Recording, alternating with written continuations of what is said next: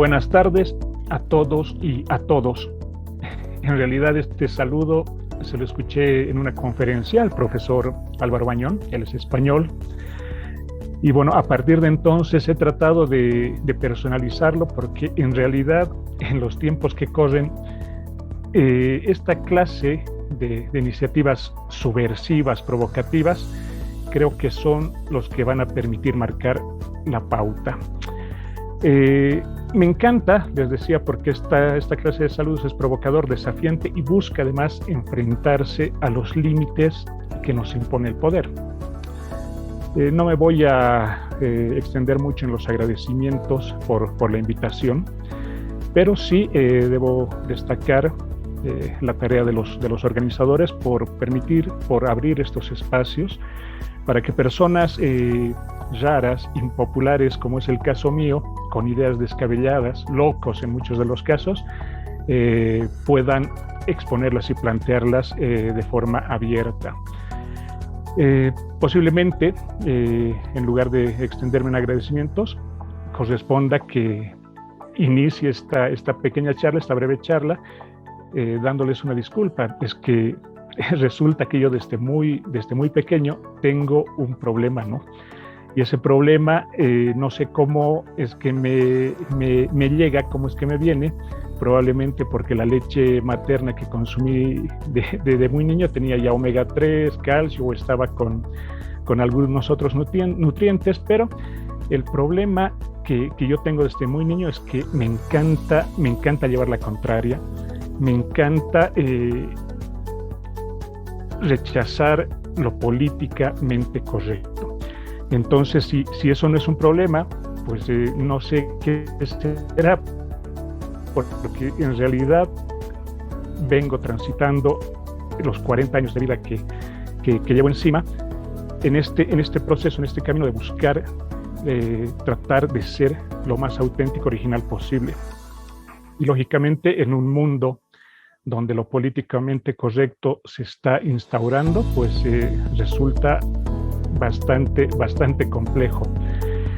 En los tiempos que nos toca vivir, significa un problema bastante serio. Somos una amenaza conspiradora, somos una amenaza de personas que buscan cosas distintas y distintas a las que la mayoría de las personas aspiran, a lo que las personas están prácticamente acostumbradas. Y he elegido este tema. Podía haber optado por, no sé, hablar acerca de mi país, la participación ciudadana en mi país, pero voy a tomar el ejemplo más reciente de una subversión, de una movilización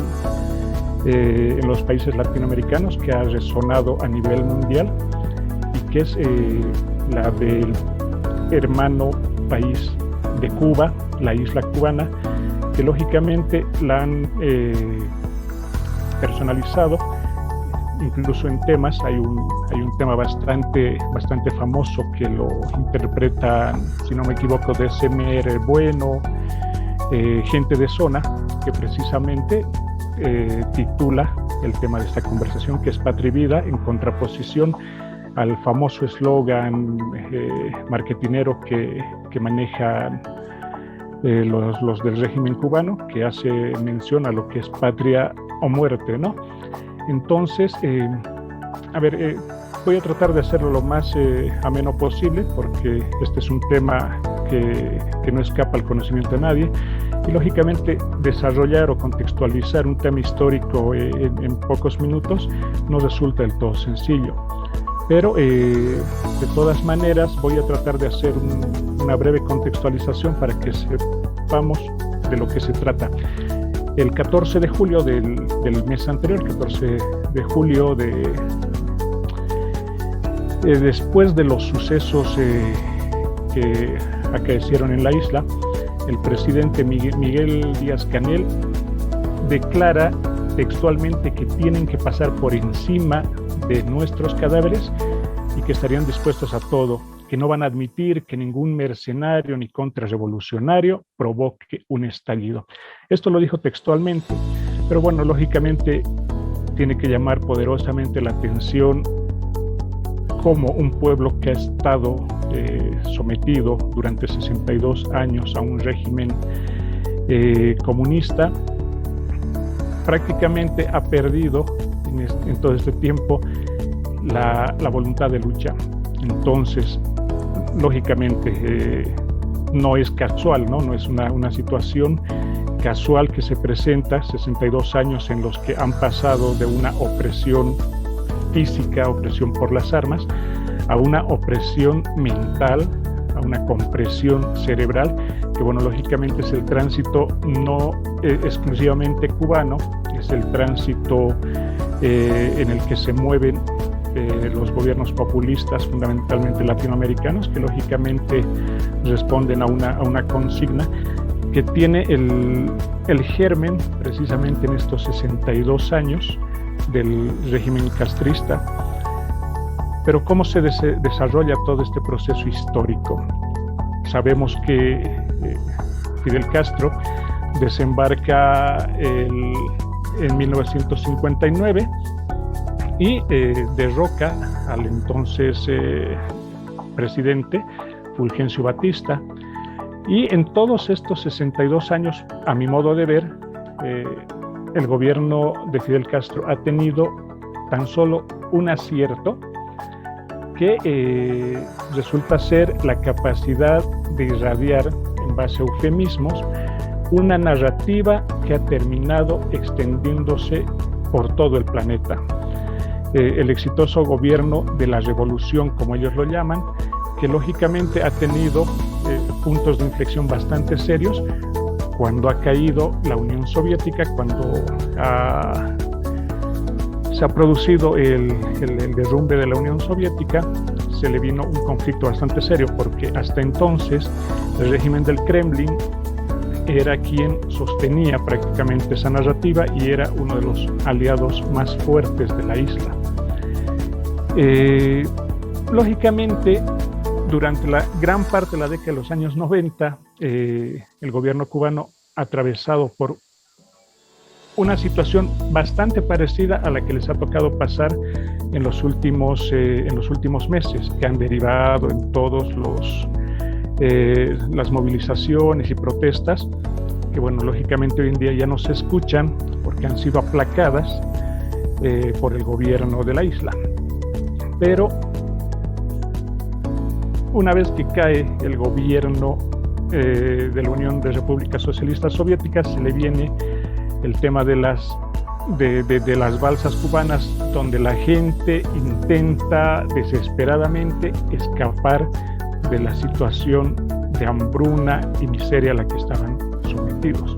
Una situación bastante similar a la que les ha ocurrido ahora, porque bueno, lógicamente esta clase de gobiernos no pueden sostenerse por sí solos. Prácticamente tres décadas, del 59 al 91, cuando sucede el desplome de la Unión Soviética, el gobierno de Cuba ha sido uno de los mimados de los distintos presidentes que han pasado por la ex-URSS. Y bueno, lógicamente su tabla salvavidas o su salvavidas llegó el año 99, después de varios años y algunos subsidios que habían recibido de algunos países durante todo este tiempo. Es interesante conocer que durante el periodo de la Guerra Fría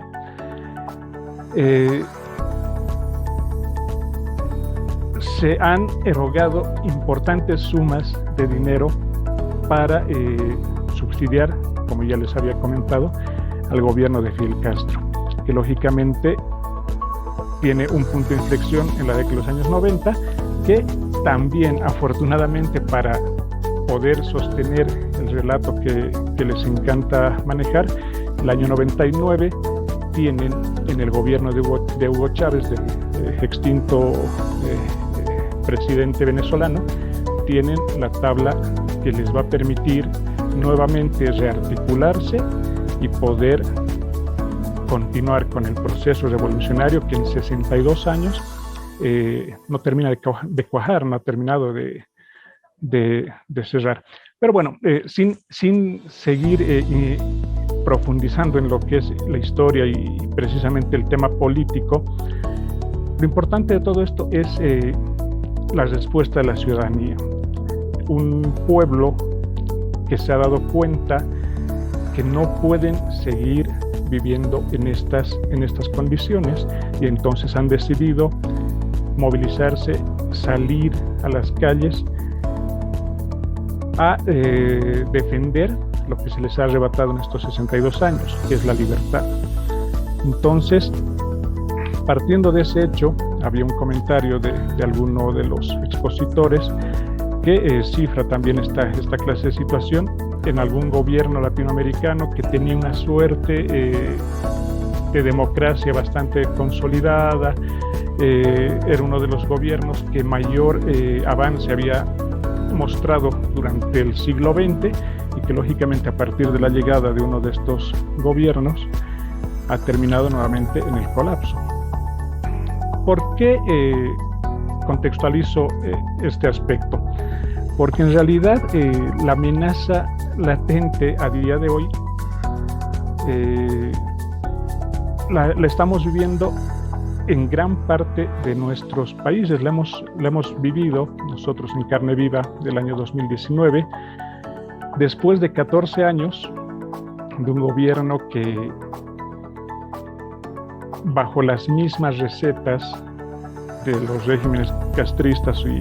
de Hugo Chávez, habían logrado imponer y someter la voluntad popular. Entonces, haciendo un análisis de la coyuntura, y les comentaba esta situación, estos gobiernos han pasado, los gobiernos totalitarios, sean de derechas o de izquierdas, han pasado de ejercer una opresión física, porque esa era la característica fundamental de estos gobiernos hace algunas décadas, han pasado a implementar a través de una enorme campaña propagandística, una enorme guerra dialéctica que han comenzado a trabajar, han empezado a ejercer la compresión mental. Y es debido a esta compresión mental que la ciudadanía a día de hoy ha perdido prácticamente la voluntad de defender su libertad, de defender, como muchos mencionan, su democracia. Yo soy de alguna forma detractor de las democracias, porque considero, y lo mencionaba en un comentario, que la democracia resulta ser uno de los eufemismos que precisamente manejan estos gobiernos para hacer creer a la ciudadanía, a la población, que ellos tienen algún tipo de participación. Como el tiempo se está acortando, una simple aclaración, y yo lo recalco: el término correcto no es democracia, el término es oligocracia, que deriva del vocablo griego oligos, que es pocos, y kratos, independientemente de las connotaciones que quieran darles los filósofos o algunos autores, porque en realidad la democracia que estamos viviendo, y lo recalco, es un eufemismo, porque las listas las elaboran unos cuantos, unos pocos, el jefe del partido, y estas personas que incluyen estas listas de los partidos van a responder siempre a los intereses de los partidos y nunca a los intereses de la ciudadanía. Pero lógicamente este es un tema amplio de debate. Una vez más, agradecerles por la invitación, y nada, quedo a sus órdenes para cualquier... Claro que sí, Carlos, muchas gracias.